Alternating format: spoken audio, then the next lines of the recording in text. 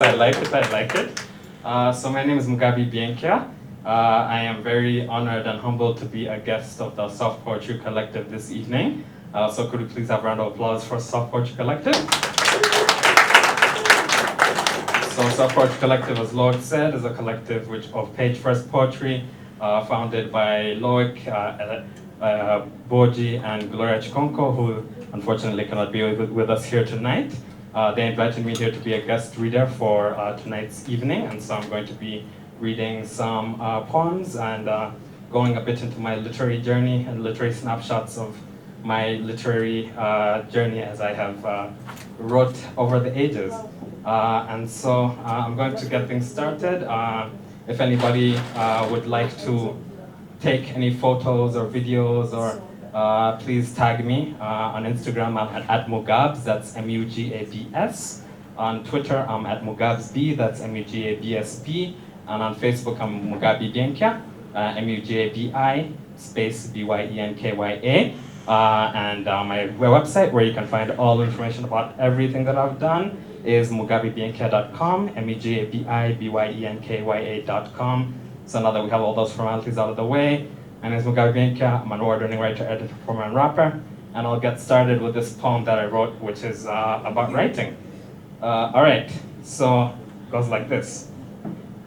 I let my writing speak for itself, incandescent auditory wealth. Illumine your mind with these rhymes that I spit in time. Quantize the fine highs and lows of intonation. Up, down, left, right with this clever articulation, mixing hues and shades, literary matriculation. Writing can at times get so damn frustrating as I sit here drooling ink, staring at these blank white sheets, inspiration playing hide and seek.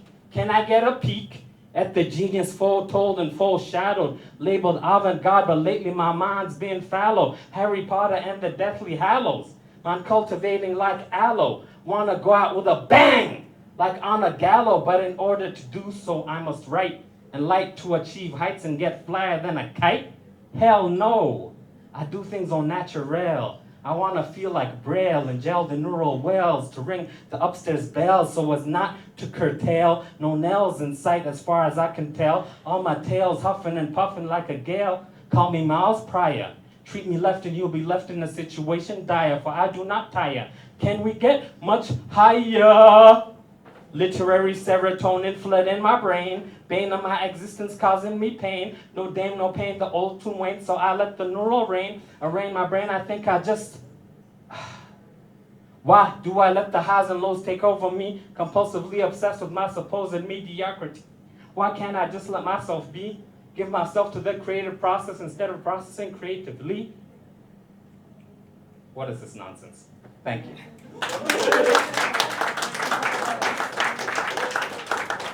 So that was #write. I wrote that one like 10 years ago. So I'm just gonna be giving you some brief snapshots of my literary heritage. Oh, by the way, I have things for sale, which I should plug. Books, exactly, yeah. So this is my first book. It's called Dear Philomena. It was published in 2017. Some of you here were for the launch. We're here for the launch of that, so I thank you. It's available at a discounted price of only 20,000 shillings for tonight only. So please buy, because normally it costs 45,000 shillings, so you're getting a heavy discount. So brief snapshot of the book. When I was in my mother's womb, my mother's right here, right with us, so give a round of applause to my mother. When I was in my mother's womb, the doctors told her to expect a baby girl. She was very happy, very excited, because she'd had a girl, boy, and wanted her fourth to be a girl to round out the quartet. She went in for the ultrasound. Doctor said, "You're having a baby girl, happy." Gave birth. Doctor said, "Congratulations, he's a boy." Surprise. Bonus baby. And so I took that concept my mother's told me my whole life of Philomena is who you're supposed to be. And I decided to start writing these conversations between myself and Philomena. And I decided to create this character of how would my life have been shaped differently if I was born as a woman? How differently would gender roles and society have shaped and navigated my life's existence, and how differently would my life have been like if I was able-bodied for my entire life? Because, fun fact, I am a disabled 3-time stroke survivor, and I manage and navigate multiple disabilities as a result. You'll find out more about that later. I decided to write this series of conversations with myself and Phenomena about the year that I was supposed to die, but somehow managed to live through.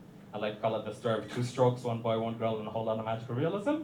And I would like to invite an audience member who is a woman to come up on stage with me to do a short reading of a passage of Dear Phenomena. Do we have any volunteers from the audience? Yes, please, please, come on up. Round of applause, round of applause.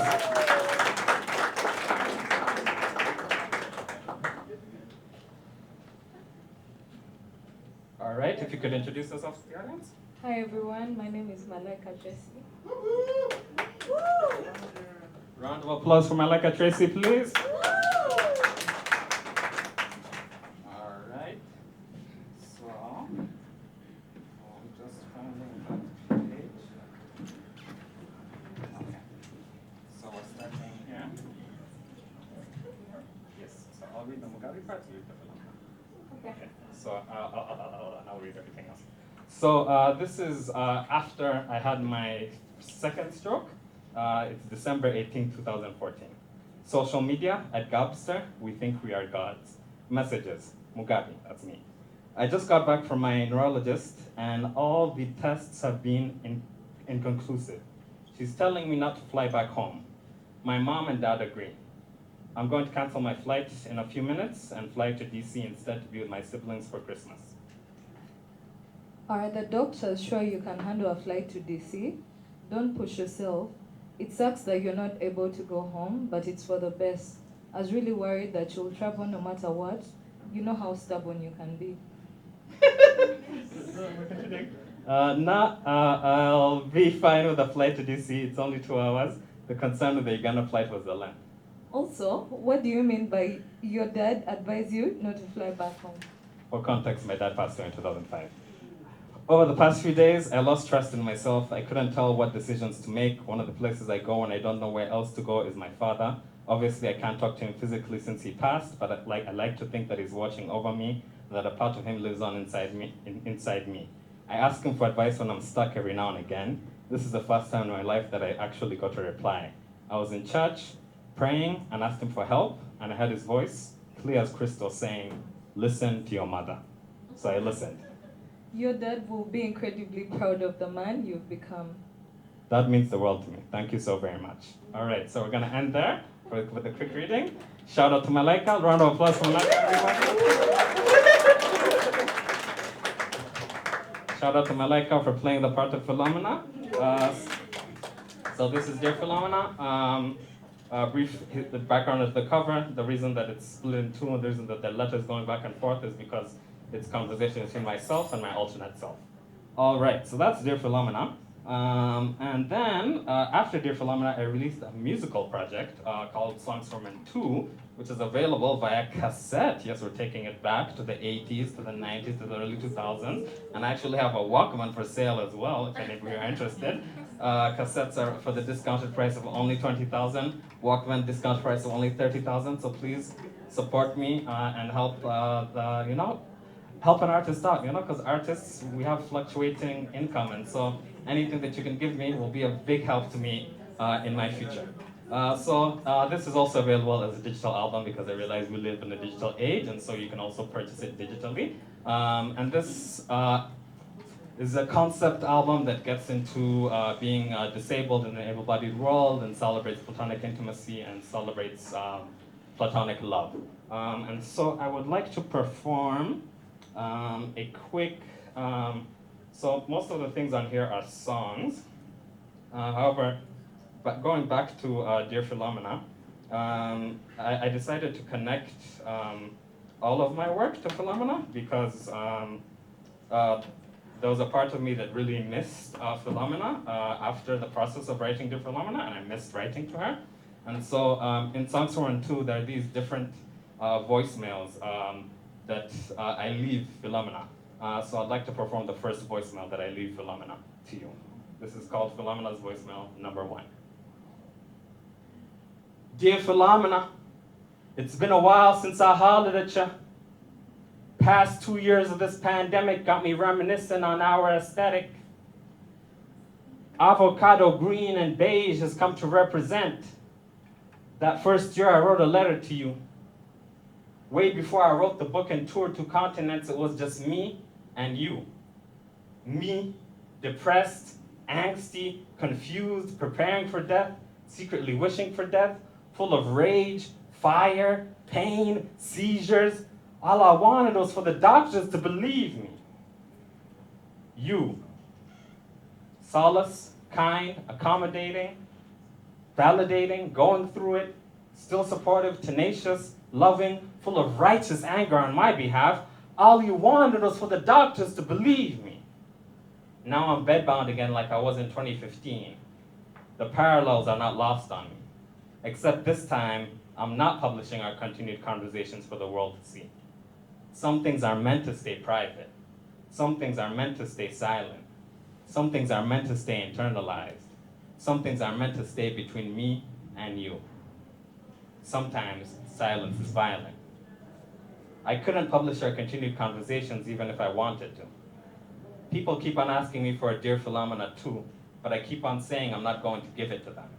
At least, not in the same form as the original. The original was an incredible experiment in constrained storytelling, and I don't want to repeat myself. People keep on asking me how I got better, and that's why I'm not going to give them what they want. They want the happy ending. They want the miraculous recovery. They want the story of overcoming. That's not my story. The whole point of initially publishing our conversations was to show that sometimes you can't overcome, you can simply manage. Many people asked me if we were in love. They wanted an ending where you fly in to see me and we embrace and kiss at the airport like in a romantic comedy. And we have some people on the audience who wanted that ending? Yeah. Fantastic. I love it. Because for me, I'm open to all interpretations. And also as an audience, feel free to chime in, feel free to comment, feel free to ask questions, feel free. Like, for me, I come from the Tantama tradition, so the audience is as much part of the performance as I am. But yeah, we have some people on the audience who wanted that ending. And I love it, because for me, writing it, I did not see that ending at all. But I have so many people who wanted that ending. So many people, and I was like, this is fantastic that people are like, like interpreting it in a very, very different way than I did, but in a valid way, because all interpretations are valid, and my work ends up being a collaboration between myself and my audience, and the audience adds on their own interpretations, and it grows from that. So thank you for that. So I tell them that platonic intimacy can be and often is deeper than that. They sometimes scoff. I sometimes smile. I suppose I'm trying to do a round 2 through this body of work. Another attempt at a celebration of platonic intimacy. More literal this time, hoping more people will get it. Why can't I be happy with the people who did get it the first time around? After all, I've never written for the majority. I've written for people like me, people like you, people like us, Mugabi, and Philomena. Thank you.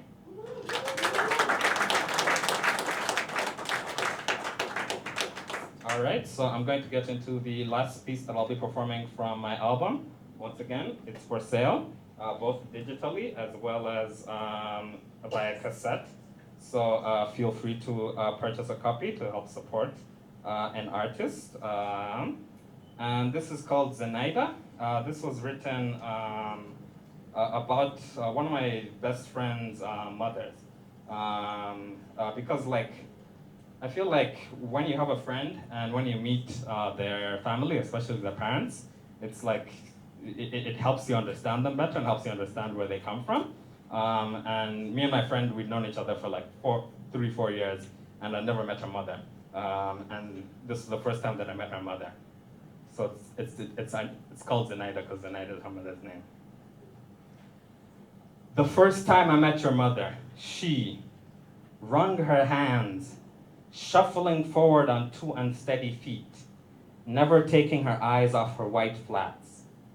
I stepped forward with a sheepish grin, left hand scratching the nape of my neck, right hand extended, only to be slapped away as she pulled me into one of those hugs where you sway from side to side for what seems like an eternity.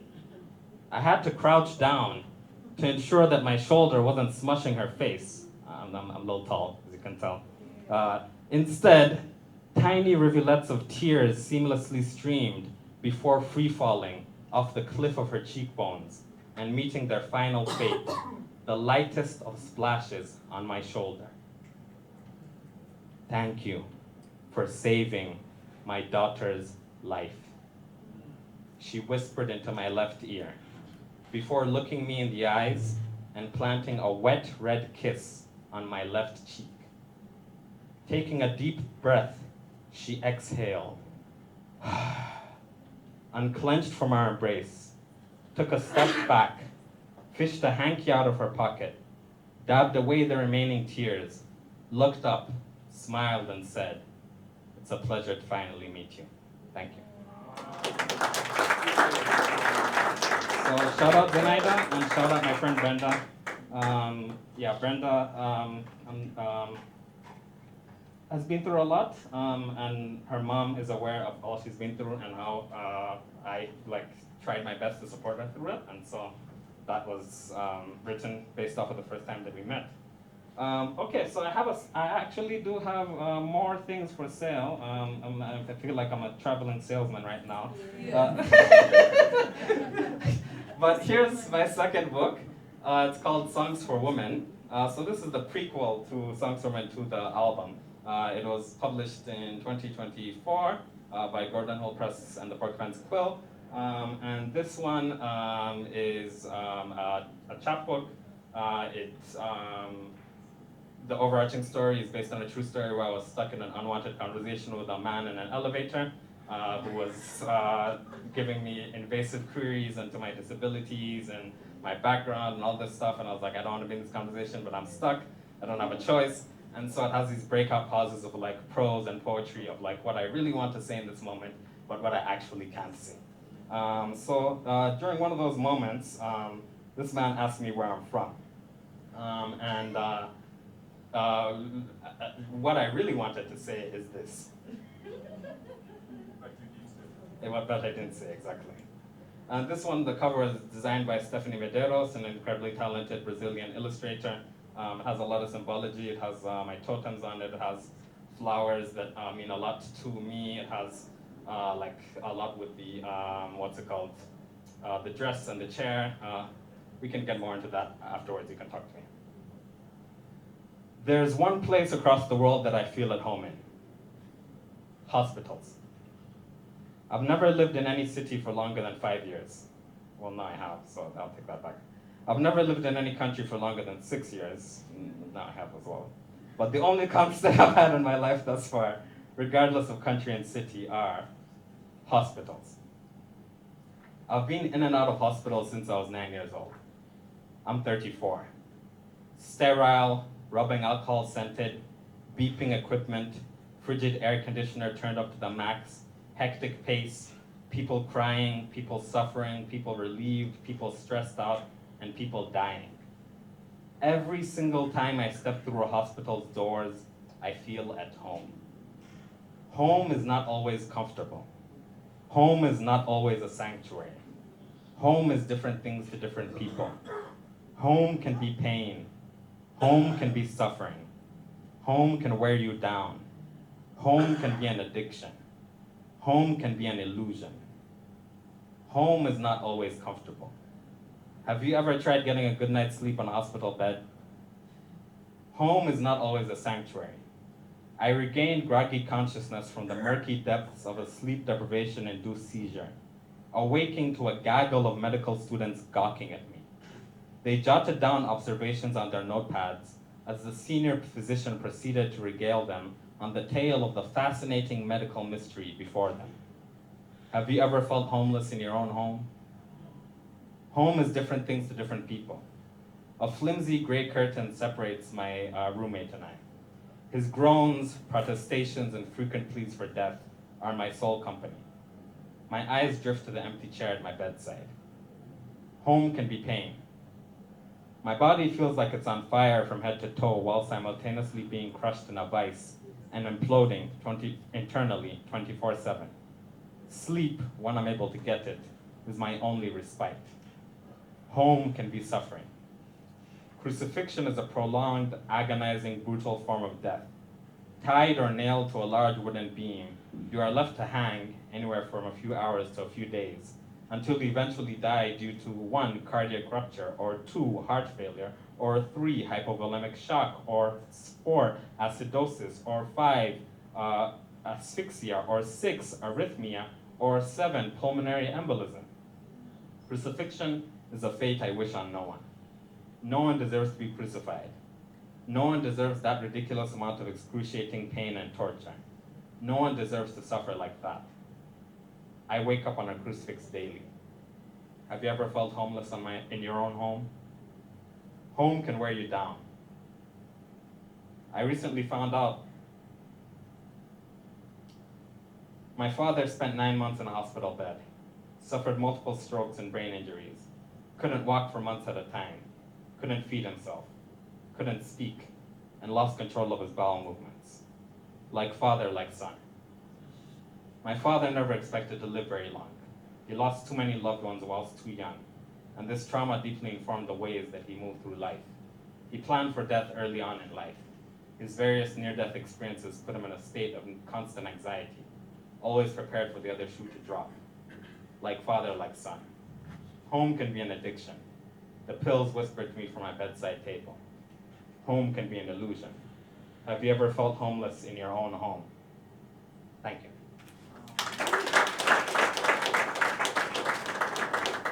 All right, so I will read one last poem from this book once again.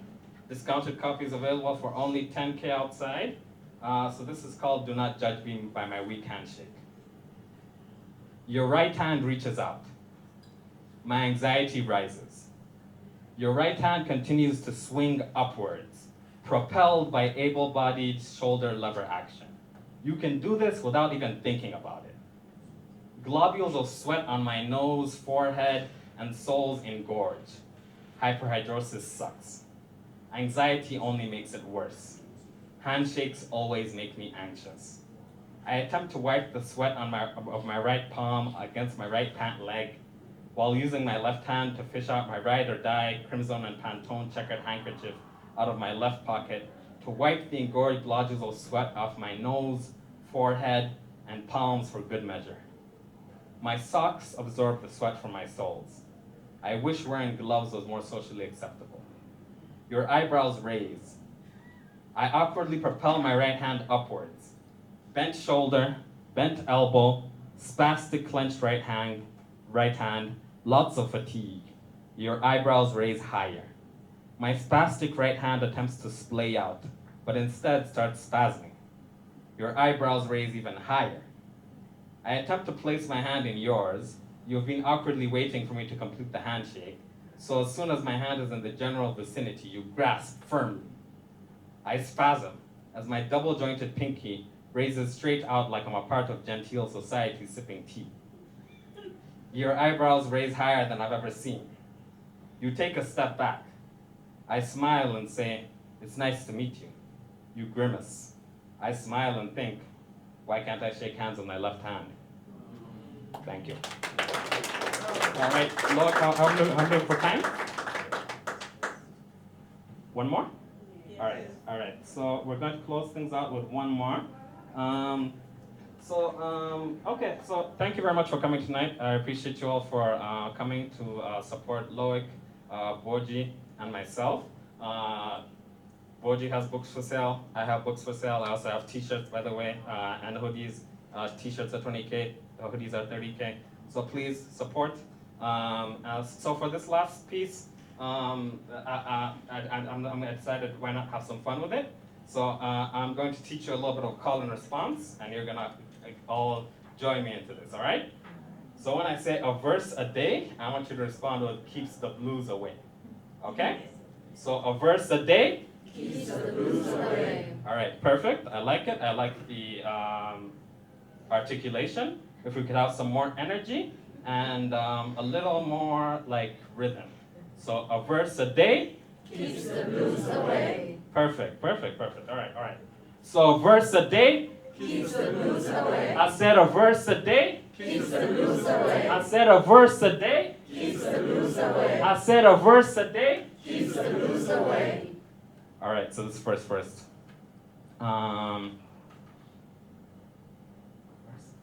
I say a verse a day keeps the blues away. He say, she say inspired me to one day. You know those whom they refer to when they say, when they say, who was they? Hopefully, me one day. I want to be quoted by the lay. Looked up to like I did in Wale. Recognized as a poet. Artistic recognition is the way that I want to go. Keep my critics at bay. Keep my doubts even farther away. What more can I say? I reach my pinnacle like Jay on the Black Album, only to return to make you pay your dues. For my lyrics are like the fade. They do not exist since I'm molded by the one created and made. My pinnacle is always rising, cause I'm as infectious as a baby in the club. Hollering, oh gay, oogs me. Sit and pick out till late. Because bay, day, up, wait, wait. Always ameliorating my raft K. No shout out.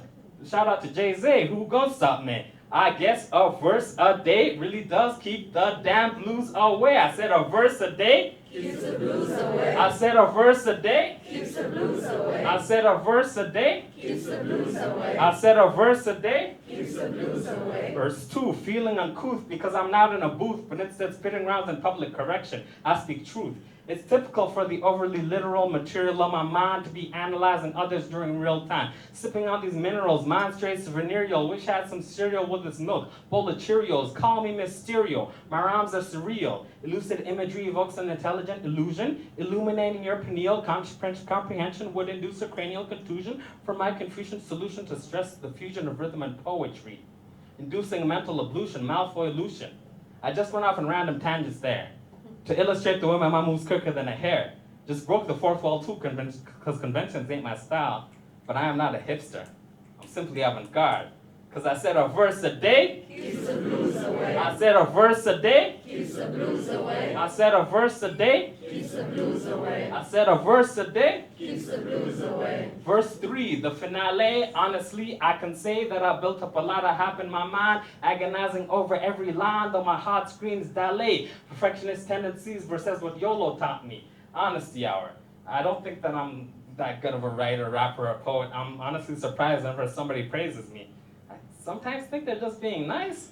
But that won't keep me from what I love. Because ever since I turned 13, I swore to be a microphone fiend. And fear is no longer gonna stop me. Shout outs Wheezy, because I ain't got no worries. Every single time I ran away, writing pulled me back. Heard friend of the evil and gave up. But I came back. I love writing too much to give up. I lust after the intricate patterns of multisyllabic gatherings of words. I'm alive. You don't know how alive diction makes me feel. I'm a word nerd, you heard, and it can be inferred from the MO that I murdered this piece. Mortis die, bring more fire than the heat. Confidency shoes go askew, cause like the lion Simba, I was born to lead. No one will I be bothered by the opinions of a few. You know why? The only opinion that matters is me. So I vow to no longer fret or whether I have the confidence to be a writer. Cause I'm a dapper boom bapper with more hats than bad hatter. What is the matter? Do you not hear the pitter patter from the heavens? As Thor is literally shedding tears as he's blessed with the presence of my verbose diction, simply listening is a present. Effervescence coalesces of anti-malevolence. Lord, tell me all I have left is a second. So I guess there's only one thing left to say. I said a verse a day. Keeps the blues away. I said a verse a day. Keeps the blues away. I said a verse a day. Keeps the blues away. Thank you so much for being such a wonderful audience tonight. Give yourself a round of applause.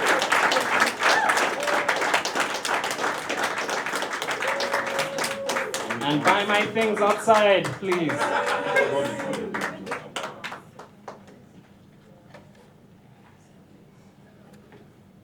I've seen this done somewhere, so I felt like doing it as well. Let's do that bow thing they do.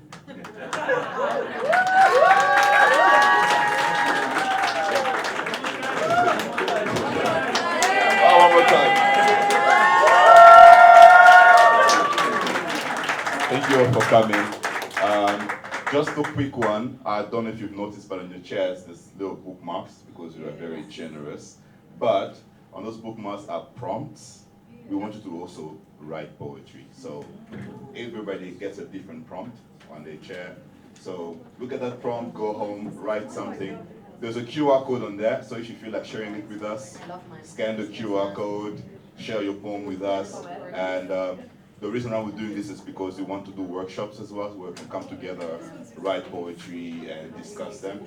So there's a form on the QR code. Share your poem, fill out the form if you're interested in, jamming with us poetically. And yeah, you want to say? Oh, I said what? A verse a day Keeps the blues away. I said a verse a day. Keeps the blues away. I said a verse a day. Keeps the blues away. I said a verse a day. Keeps the blues away. Good night.